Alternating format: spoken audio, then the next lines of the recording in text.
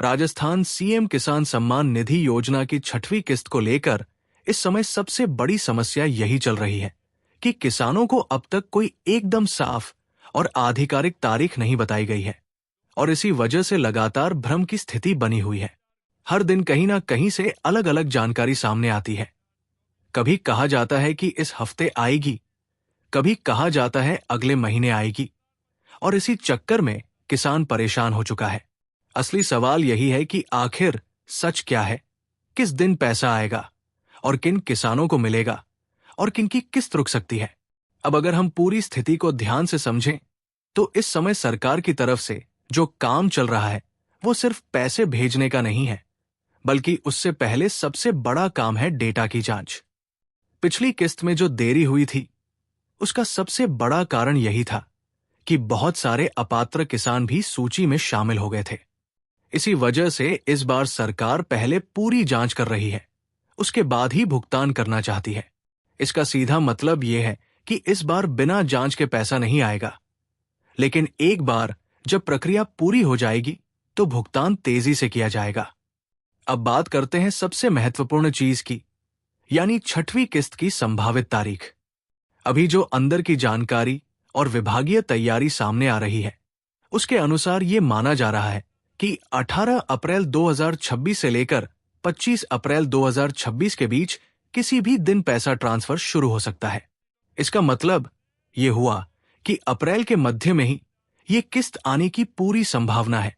हालांकि सरकार की तरफ से अभी तक आधिकारिक घोषणा नहीं की गई है, लेकिन जो पैटर्न पिछले समय में देखा गया है और जो इस समय तैयारी चल रही है उससे यही टाइमलाइन सबसे ज्यादा मजबूत मानी जा रही है।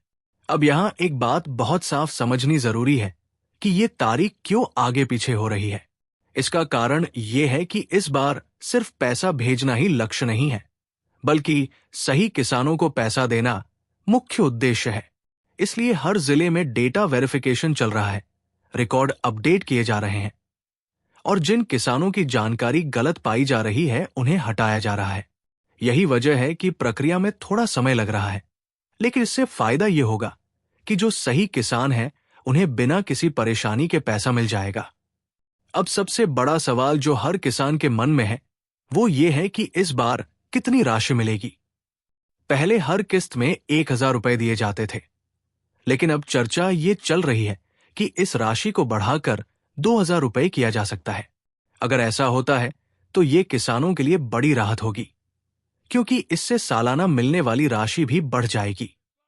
अभी तक साल में 3 किस्तों के रूप में 3000 रुपए मिलते थे, लेकिन अगर हर किस्त 2000 रुपए की हो जाती है तो सालाना 6000 रुपए मिल सकते हैं। इसके साथ अगर हम प्रधानमंत्री किसान सम्मान निधि योजना को भी जोड़ दें तो कुल राशि और बढ़ जाती है। यानी अगर दोनों योजनाओं का लाभ एक साथ मिलता है तो किसान को साल भर में अच्छी खासी आर्थिक सहायता मिल सकती है। लेकिन यहां भी वही बात लागू होती है कि लाभ सिर्फ उन्हीं किसानों को मिलेगा जिनके दस्तावेज पूरी तरह सही और अपडेट है। अब बात करते हैं उन कारणों की जिनकी वजह से कई किसानों की किस्त रुक सकती है। सबसे पहला और सबसे बड़ा कारण है ई-केवाईसी पूरा ना होना। सरकार ने इस बार साफ कर दिया है कि बिना ई-केवाईसी के किसी भी किसान को पैसा नहीं मिलेगा। दूसरा कारण है आधार कार्ड का बैंक खाते से लिंक ना होना। अगर आपका आधार आपके बैंक खाते से जुड़ा नहीं है तो पैसा ट्रांसफर नहीं हो पाएगा। तीसरा कारण है जमीन के रिकॉर्ड का अपडेट ना होना। कई किसानों के रिकॉर्ड अभी भी पुराने हैं या उनमें गलती है, जिसकी वजह से उनका डेटा वेरीफाई नहीं हो पा रहा है। चौथा कारण है पिछली किस्त में किसी प्रकार की गड़बड़ी। अगर पिछली किस्त के दौरान आपके खाते में कोई समस्या आई थी और आपने उसे ठीक नहीं करवाया है तो इस बार भी आपकी किस्त रुक सकती है।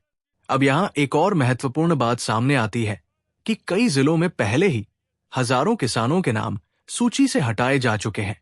इसका मतलब यह है कि सरकार अब किसी भी प्रकार की ढिलाई नहीं बरत रही है और सिर्फ पात्र किसानों को ही लाभ देना चाहती है।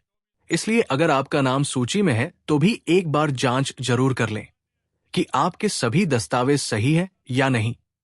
अब बात करते हैं कि आप खुद कैसे चेक कर सकते हैं कि आपकी किस्त आएगी या नहीं।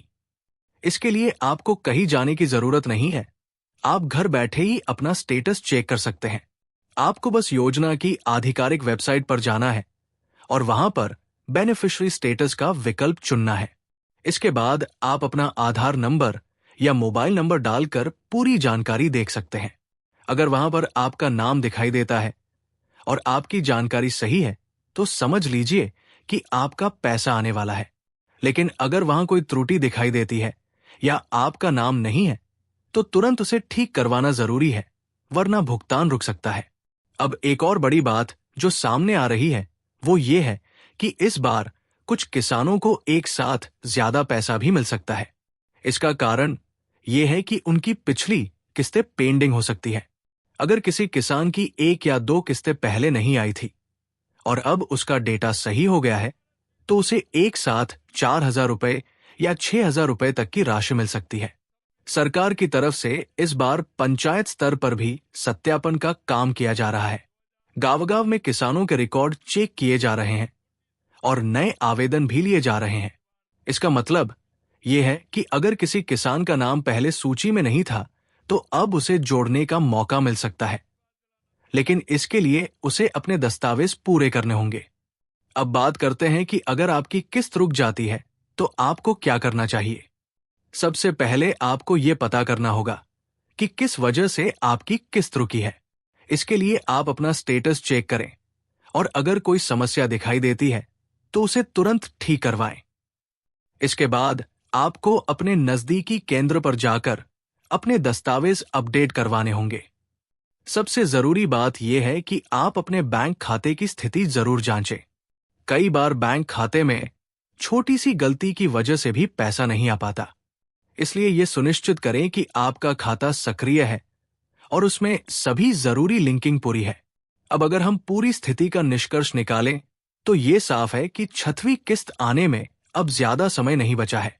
अप्रैल के मध्य में पैसा आने की पूरी संभावना है, लेकिन ये तभी संभव होगा जब सभी प्रक्रियाएं समय पर पूरी हो जाएं और आपका डेटा सही हो। इसलिए इस समय सबसे समझदारी भरा कदम यही है कि आप इंतजार करने के बजाय अपने सभी दस्तावेजों को एक बार अच्छे से जांच लें और किसी भी कमी को तुरंत पूरा करें, क्योंकि जब पैसा जारी होगा तो उसी समय आपके खाते में आएगा जिनका रिकॉर्ड पूरी तरह सही होगा।